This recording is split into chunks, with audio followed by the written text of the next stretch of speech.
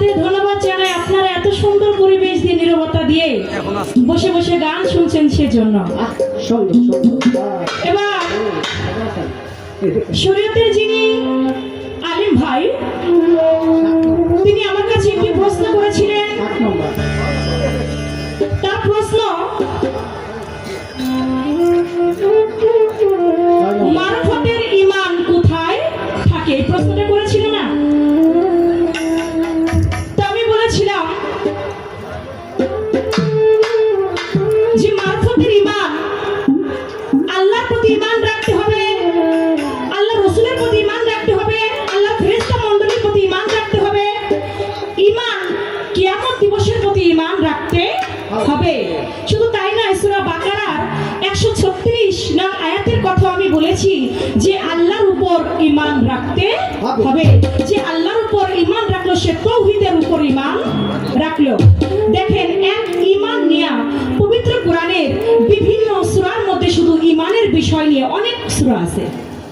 এখন তিনি আমাকে বলতেছে যে আমি সূরা হুজরাতের 7 আয়াতে বলা আছে যে মারফতের ঈমান কোথায় থাকে। আপনারা এখানে জ্ঞানী সমাজ, আগের কথা বাদ দেই, প্রত্যেকের হাতে এখন বর্তমানে একটা করে মোবাইল আছে না? আচ্ছা, মারফতের কথা কোথায় আছে? এটা সূরা হুজরাতের এই 7 আয়াতের কথা বললেন যে এখানে মারফতের ঈমানের কথা আছে। দেখেন তো এখানে কি আছে। কোরআন সাথেই থাকে, কারণ কোন সময় ব্যাক কলের পাল্লাই পড়ি বলা করা যায়, এজন্য অনেক সময় সাথে করে রাখাটাই উচিত। এজন্য দেখেন সূরা হুজরাতের 7 নং আয়াতের মধ্যে বলেছে, এর বাংলা অর্থ হলো তোমরা জেনে রাখো তোমাদের মধ্যে আল্লাহর রাসূল রয়েছেন, তিনি যদি তোমাদের আল্লাহর রাসূল রয়েছেন তিনি যদি অনেক বিষয় তোমাদের আবদার মেনে নেন তবে তোমরা নিজেরাই কষ্ট পাবে, কিন্তু আল্লাহ তোমাদের অন্তরে ঈমানের প্রতি ভালোবাসা সৃষ্টি করে দিয়েছেন এবং তা হৃদয়গ্রাহী করে দিয়েছেন। প্রক্ষান্তরে কুফর, ফাসিকি, অবাধ্যতাকে তোমাদের কাছে ঘৃণা করে দিয়েছেন, তারাই সব পথের অনুসারী। তাহলে কার প্রতি ঈমানের কথা বলেছে? আমার রাসূলের প্রতি ঈমানের কথা বলছে। আমি রাসূলের কথা কি বলি নাই? এখানে আপনারা যারা আছেন আপনারা কি শুনছেন কিনা? আমি কি দয়াল নবীর কথা বলছি কিনা? তাহলে আমি আল্লাহর কথা বলছি, আল্লাহর রাসূলের কথা বলেছি। রাসূলের প্রতি ঈমান আনতে হবে। যার রাসূলের প্রতি ঈমান নাই তিনি তো কোনো মুমিনই না। যার রাসূলের প্রতি ঈমান নাই সে আবার কিসের মুসলমান? সে মুসলমান হইতে পারবে? কোনোদিনও মুসলমান হইতে পারবে না। মুসলমান হইতে গেলে পাক পাঞ্জাতনের মহব্বত তার ভিতর থাকতে হবে। মুসলমান হইতে গেলে, ঈমানদার হইতে গেলে নবীর প্রতি মহব্বত তার থাকতে হবে।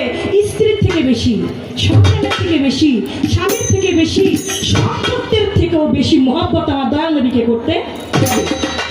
এইগুলা কথা হইলো আপনার শরীয়তের, এইগুলো আপনি বলাবেন আমারে দিয়া। এই জন্য বাবা সব শিল্পের সাথে পালা গান আসলে করা উচিত না, কারণ যে পালার মানে বুঝে তার সাথে পালা করতে হবে, যে বুঝে না তার সাথে পালা করাটাই ঠিক না। এখন আমারে কই তোমার আপনার কাছে প্রশ্ন কইরে আমি প্রথমে কি করছে? প্রথমে ফেল করছেন। আমি ফেল করছি নাকি আপনার জ্ঞান ফেল করছে? আমি ফেল করি নাই, যেটা সঠিক আমি সেটাই বলছি। কারণ বর্তমানে বাবা মিডিয়ার যুগ তো, আমি চাইলে একটা ঘোড়ায় পেঁচে একটা কথা বলতে পারবো না।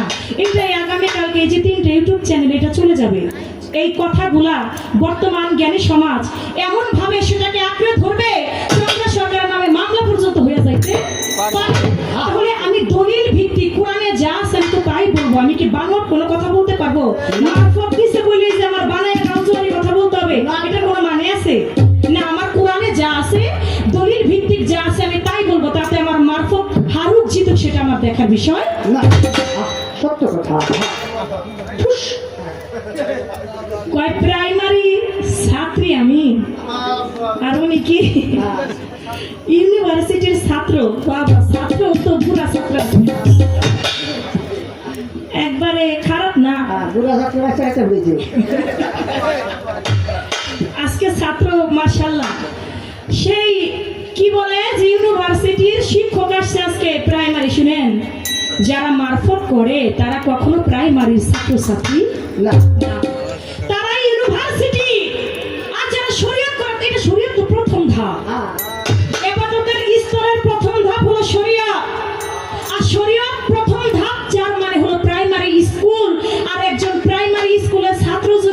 সেটা হলো না আপনি। আর যারা ইউনিভার্সিটির পীর মাশায়েখগণ তারা আসে প্রাইমারি স্কুলে, যেমন আজকে আপনার আমি পড়াইতেছি, আমি পড়াইতে আসবো কিন্তু আপনার কাছে পড়তে আসবো না। তারা শিক্ষক হয়, তারা কখনো ছাত্র ছাত্রী হয় না, এটা আপনাকে বুঝতে হবে। তবে আমি একটা প্রশ্ন করেছিলাম, আপনারা সঠিক জবাব পেয়েছেন তো? ওই যে টুপির যে বিষয়টা পাইছেন? পাই নাই, কেউ পাই নাই। আপনি তো দেনই নাই, তো পাইব কোথেকে? কালাম সরকার বক্স আছে কিন্তু মাল নাই। সুন্দর গঠন গাঠন সবকিছুই ঠিক আছে কিন্তু ভিতরে কিছুই মাল নাই।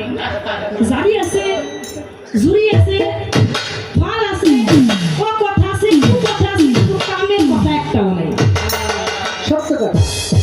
এইভাবেই চলেন, দেখেন এই কয়দিন চলতে পারে, কিন্তু বর্তমানে যে এই যুগ বেশি দিন চলতে পারবে না, আমার মনে হয় না। কারণ এইসব জারি জুড়ি দিয়ে এখন বর্তমানে খায় না, আগে খাইতো যখন মানুষ কিছু বুঝতো না, জানতো না, তখন চলতো, কিন্তু এখন বর্তমানে চলবে। আমাকে প্রশ্ন করলেন, এবার রাগ হয়েছে মনে হয়, রাগ হয়ে খালি প্রশ্ন করে। প্রথম আমি একটা প্রশ্ন করব, আমি কোনো দুইটা তিনটা প্রশ্ন করব না।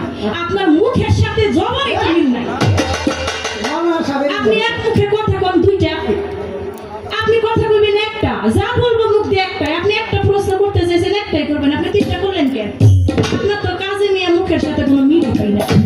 গান গাই প্রশ্ন করেছে মারফতের নামাজ কি, আমি সেখান থেকে গানের গানে জবাব হয়ে যাবে, আশা করি লক্ষ্য করে।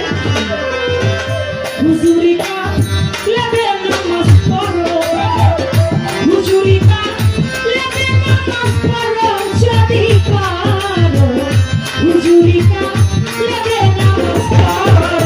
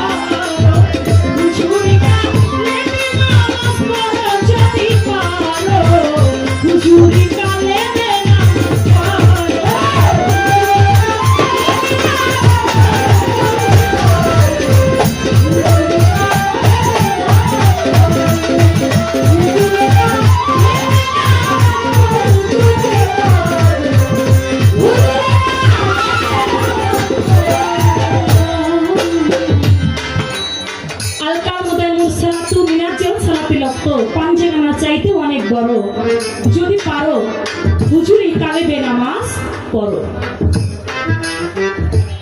দেখেন, এই হুজুরি কাল ব্যতীত আমার আল্লাহ বলেছে তার নামাজ আদায় হবে না। তার গানের তিনি বললেন, একটা প্রশ্ন করলেন আমাকে সালাতের কথা, মারফতের সালাতের কথা। কোরআনের কোন সূরায় কত আয়াতে আছে? দেখেন, সূরা মারিস 23 নম্বর আয়াত, সেখানে বলেছে তোমরা সর্বসময় সালাতে ডুবে থাকো। সূরা মারিস 23 আয়াত, তোমরা সর্বক্ষণিক সালাতে ডুবে থাকো। যারা পীর ফকির, যারা আল্লাহর ওলি, তারা সর্বক্ষণিক সালাতের মধ্যেই থাকে। তারা সালাত ব্যতীত একটা মিনিটও তারা সরে না। অহরহ দমের মধ্যে, দমের সাথে 21,620 বার তিনি দমের সাথে তিনি সালাত আদায় করে থাকেন। তার কখনোই তিনি সালাত থেকে বিরত থাকে না। তাই আমার আল্লাহ পাক সূরা মারিস 23 আয়াতে বলেছে তোমরা সর্বক্ষণিক সালাতের মধ্যে ডুবে থাকো। তাই আল্লাহর ওলিগণ যারা, তারা সর্বক্ষণিক সালাতের মধ্যে ডুবে থাকে। যে ব্যক্তি, যে আল্লাহর ওলিগণ দেখবেন, একজন পীর ফকির, একজন আল্লাহর ওলিগণ, তারা কখনো আঘাত করলে পাল্টে একটা আঘাত করে না। নামাজ তোমাকে সমস্ত খারাপ কাজ থেকে বিরত রাখে। তিনি গানে বলছে না যে নামাজ মানুষকে সমস্ত খারাপ কাজ হইতে বিরত রাখে। তাহলে আপনি ঠিকই মসজিদে 5 ওয়াক্ত নামাজ পড়েন, কিন্তু আপনি বড় ভাইকে আঘাত করেন। আপনি 5 ওয়াক্ত পাঁচের নামাজ পড়েন, মসজিদ থেকে বের হইয়া পরের মাল আপনি আত্মসাৎ করেন, আপনি দুর্নীতি করেন, আপনি জমির আইল, আপনার আইল আছে কিন্তু তার আইল আপনি কেটে আপনার নিজের মধ্যে নেন, আপনি সুদ খান, আপনি ঘুষ খান। তাহলে আপনি নামাজ আপনাকে খারাপ কাজ থেকে বিরত রাখে। তাহলে আপনি কোন নামাজ পড়েন? সেই নামাজে কেন আপনাকে খারাপ কাজ থেকে বিরত রাখে? এর জন্য নামাজ পড়তে হবে দেখে শুনে, আইনুলে কি নেই। ধরলে নামাজ খুদা মিলে, সারলে নামাজ কাফের হয়। নামাজে বসে দেখো, এই নামাজে কথা কয়, বসিয়া দালার সঙ্গে তাকাইয়া মক্কার কোণে আহম্মদ ওজুদানে নজর দিয়ে ফাতিহায় মিলবে খুদা তোমার সঙ্গে যেমন মিলছে কালেমায়। নামাজে বসে দেখো, এই নামাজে কথা কয়। সেজদা দিও এমন জায়গায় বকরুম কোরআনে যেথায়, সেখানে খুঁজলে পাইবা কোরআনের 13 পারা। পীর আউলিয়া দেখছে খুদা সেজদা দিয়া এই জায়গায়, যেখানে সেজদা দিলে সহজে খুদা মিলে। নাউজুবিল্লাহ বলে কিছু কিছু কাঠমুল্লা, হাসানে কয় খাঁটি আলেম দেখা তারা খুশি হয়। নামাজে বসে দেখো, এই নামাজে কথা কয়।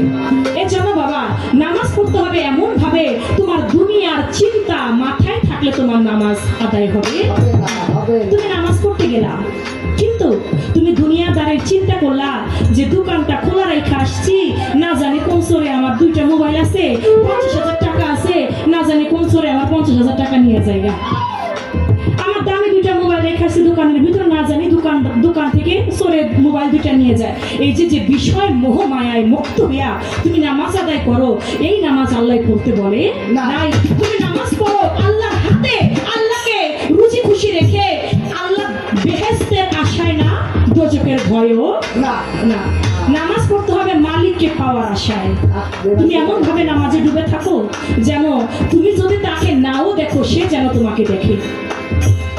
এমন ভাবে নামাজ পড়তে হবে যে নামাজ পড়েছিল আমার মারফতের মধ্যে মাওলা আলী করে মোল্লা অজুব। যুদ্ধে গেল, কাফের বেদিনরা মাওলা আলীর পায়ের মধ্যে তীর মারল। মসজিদে আজান পড়েছে, মাওলা আলী নামাজে দাঁড়াবে, কিন্তু তিনি যে উঠে দাঁড়াবে, উঠার মতো কোনো শক্তি তিনি পায় না। নামাজের সময় হয়েছে, কিন্তু তিনি কিভাবে যে উঠবে, তিনি ব্যথা বেদনায় কান্নাকাটি করে। তীর খুলতে যায় সাহাবারা, তীর টান দেয়, চিৎকার মেরে উঠে। আমার দয়াল নবী বলে, তোমরা এখন আলীর পায়ের তীরটা তোমরা খুলতে চাইও না। আসরের যখন নামাজের টাইম হবে, মসজিদে যখন আজান পড়বে, আমার মাওলা আলী যখন একাকিত্ব ভাবে একভাবে দাঁড়িয়ে তিনি নামাজ পড়বে, তখন তোমরা গিয়ে মাওলা আলীর পায়ের তীরটা খুললো। নামাজের সময় হয়েছে, মাওলা আলী নামাজে দাঁড়িয়েছে। সাহাবাগণ গিয়ে মাওলা আলীর পায়ের তীর টেনে টেনে খুলতেছে। ব্যথা কি বেদনা কি কোনো কিছু মাওলা আলী টের পাইল কই? আপনারা তো নামাজ পড়েন, নামাজ শেষে দিয়ে মারামারি তো এই ঘোরাঘুরি লাগাইলেন না। এই নামাজ পড়তে না পড়তেই আপনি আপনার নামাজের মধ্যে মশায় কামড় দিলে আপনি মশাটারে আগে মেরে নেন। আপনি নামাজ পড়তে গিয়ে বাইরে দামি জুতার চিন্তা করেন, তাহলে ওই নামাজ পড়লে কখনো মাওলাকে পাওয়া যাবে? ওই নামাজে কখনো মাওলাকে পাওয়া যাবে না। নামাজ পড়তে হবে মাওলাকে রাজি খুশি করবার জন্য, যে নামাজ পীর আউলিয়ারা পড়েছে। এক ওযুতে 40 বছর নামাজ আদায় করেছে আমার বড় পীর আব্দুল কাদের জিলানী। একবার ওযু করছে, এক ওযুতে 40 বছর তিনি নামাজ আদায় করছে। আর আপনার তো দিনের ভিতর 5 বার খালি ওযু ছুটেই, 5 বার আপনার ওযু খালি ছুটে। আপনারা তো ওযু ছুটে কেন? আমার বড় পীর আব্দুল কাদের জিলানী এক ওযুতে 40 বছর নামাজ আদায় করছে। সেই নামাজ পড়েন, সেই নামাজ আমার আল্লাহর ওলি গণনা করে।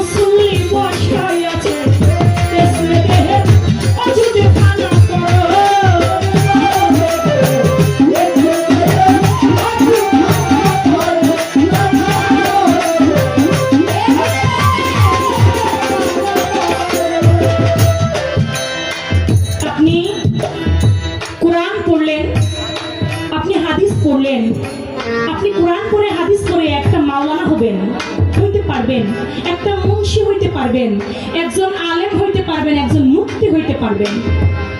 আপনি স্কুলে লেখাপড়া করেন, আপনি একজন স্কুলের শিক্ষক হবেন, একজন ডিসি হবেন, একটা জজ হবেন, উকিল হবেন, মিনিস্টার হবেন, ব্যারিস্টার হবেন, প্রধানমন্ত্রী হবেন, ইঞ্জিনিয়ার হবেন, কিন্তু আমার আল্লাহর ওলি হওয়া যাবে না। আল্লাহর ওলি হইতে গেলে ওই ওলির স্কুলে লেখাপড়া করতে হবে, তাছাড়া কখনোই সম্ভব না। আমাকে প্রশ্ন করলেন আরেকটা রোজার বিষয়, যে আমরা রোজা রাখি 30 দিন। আপনি যে আপনার দেহের ভিতরে রোজা রাখেন, কোন চাঁদ দেখে রোজা রাখেন, কোন চাঁদ দেখে রোজা ভাঙেন? আপনি 30 দিন রোজা রাখেন। রোজা অর্থ সিয়াম সাধনা, নফসের সাধনা, নফসকে দমন রাখতে হবে। কিন্তু আপনি রোজা রেখে রোজার মাসে কিন্তু বেশি বেশি খান। যদি শরীরটা শুকায় যায়, দুর্বল লাগে, আপনি রোজা রাখেন, রোজা রাখা দেখবেন এমনি দিন আপনার এক মাসে যে খরচ, রমজান মাসে আপনার তার থেকে একটু হলেও বেশি খরচ আছে। কারণ ইফতারি টাইম ইফতার করে আবার ইফতারি শেষ হয়ে গেলে আরো বেশি খায়। এমনি দিন যা খায় রোজার মাসেও বেশি খায়, আরো বেশি খায়। ইফতারি টাইমে ইফতারি নিয়ে এক বল নিয়ে বসেনি, ইফতারি খান, ইফতারি খাইতে না খাইতে আবার এশারের নামাজ পড়ে আবার ভাত খান, আবার ভাত খাইতে না খাইতে আবার ওই শেষ রাইতে সেহরির টাইম হয়ে যায়, আবার আপনি 3টা বাজে উঠে আবার খান। এই যে তাতে আপনার কি, আপনি কি সাধনা করলেন? মারফতের ফকির যারা, তারা বাবা এমন ভাবে সাধনা করে, খাবারকে দেখাও তারা খায় না।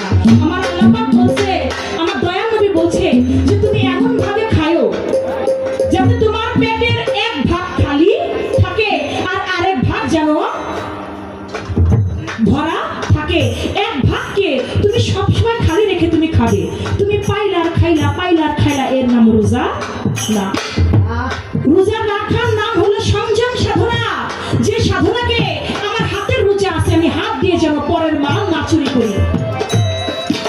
কোন চাঁদ দেখে রোজা রাখি? আমি মুর্শিদ চাঁদ দেখে রোজা রাখি, আমি মুর্শিদ চাঁদ দেখে আমি আমার রোজা রাখি। কোন চাঁদ? আমার মুর্শিদ চাঁদ দেখে আমি রোজা রাখি।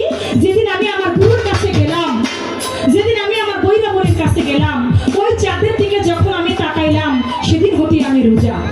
আর ওই চাঁদ দেখাই আমি আমার রোজা ভঙ্গ করি। কারণ দেখেন, রোজা সংযত হইতে হবে। আপনি হাত দিয়ে কখনো পরের মালকে আত্মসাৎ করা যাবে না, তাহলে আপনার হাতের রোজা হইল না। চোখ দিয়ে কখনো পরশ্রী কাতরতা করা যাবে না। আপনি অনেক সুন্দরী একটা নারী দেখলেন, কিন্তু আপনার ঘরে এর থেকেও সুন্দরী নারী আছে, কিন্তু ওই নারীটারে আপনার কেন জানি সাবধান মনে হয়, তার প্রতি আপনার লোভ লালসা জাগে। আপনি তার কাছেই আপনি জিনা কর্ম করেন, আপনি ছয় বছরও বুঝেন না, আপনি 5 বছরের শিশুও বুঝেন না, কিন্তু আপনি তাকে ধর্ষণ করেন। আপনি তাকে ধর্ষণ করেন, আপনি 5 বছরও বুঝেন না, আপনি 6 বছরও বুঝেন না, এর নাম কিন্তু রোজা। আপনার নফসকে দমন রাখতে হবে। নফসের রোজা হলো আগে আপনার চোখের রোজা করতে হবে, মুখের রোজা করতে হবে, নাকের দিয়ে সুঘ্রাণ নিতে হবে, পা দিয়ে কুপথে চলা যাবে না, পায়েরও রোজা আছে, পা দিয়ে সৎ পথে চলতে হবে। তাই পীর ফকির যারা বাবা, তারা হাতে রোজা করে, তারা চোখের রোজা করে, তারা মুখের রোজা করে, তারা নফসের রোজা করে, তারা আত্মসংযম করে, তারা কখনো বাবা ওই সমস্ত ওই বেশি খাওয়ার ভিতরে যায় না, পর নারী দেখেও লোভ করে না, ছোট ছোট বাচ্চাদের দেখেও তারা লোভ করে না, তারা এই রোজা করে থাকে।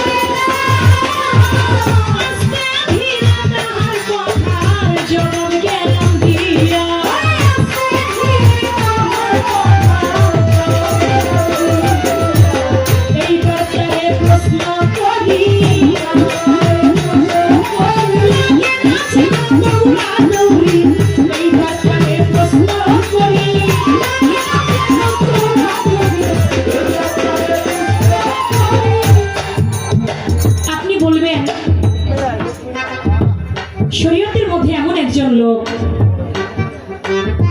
তিনি আমার দয়াল নবীর সঙ্গে হজ করছে, আমার দয়াল নবীর সঙ্গে তিনি যাকাত দিয়েছে, আমার দয়াল নবীর সঙ্গে 5 ওয়াক্ত পাঁচেরা নামাজ আদায় করছে, আমার দয়াল নবীর সঙ্গে ইসলামের দাওয়াত মানুষকে দিয়েছে।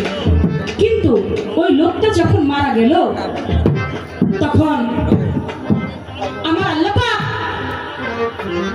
তাকে দোজখবাসী ঘোষণা করে দিল। আপনি বলবেন, আমার দয়াল নবীর সঙ্গে তিনি নামাজ পড়ছে, তিনি হজ করছে, তিনি যাকাত দিয়েছে, ইসলামের দাওয়াত পর্যন্ত দিয়েছে, কিন্তু তিনি তাহাকে আমার আল্লাহ পাক দোজখবাসী কোরআনে ঘোষণা করে দিল। শুধু তাই নয়, তখন আমার দয়াল নবী তার গায়ে জুব্বাটা পর্যন্ত তাকে পরিয়েছিল যে মাওলা তুমি তাকে মাফ করে দাও। আল্লাহ তাও তাকে মাফ করলো না। 69 বার আমার হুজুর পাক তার জন্য দোয়া করলো, সেই দোয়া আমার আল্লাহ কবুল করলো না। আপনি বলবেন সেই ব্যক্তিটাকে, এই কারণটা কি? এই একটা কথা। আরেকটি কথা থাকবে, আপনার শরীয়তের মধ্যে এমন একটা নামাজ আছে, জীবনে একবার হইলেও সেই নামাজটা করতে হবে। আপনার জীবনে একবার হইলেও সেই নামাজটা আপনাকে আদায় করতে হবে। যদি আপনি সপ্তাহে পারেন সপ্তাহে পড়বেন, যদি সপ্তাহে না পারেন মাসে হইলেও আপনার একবার করতে হবে।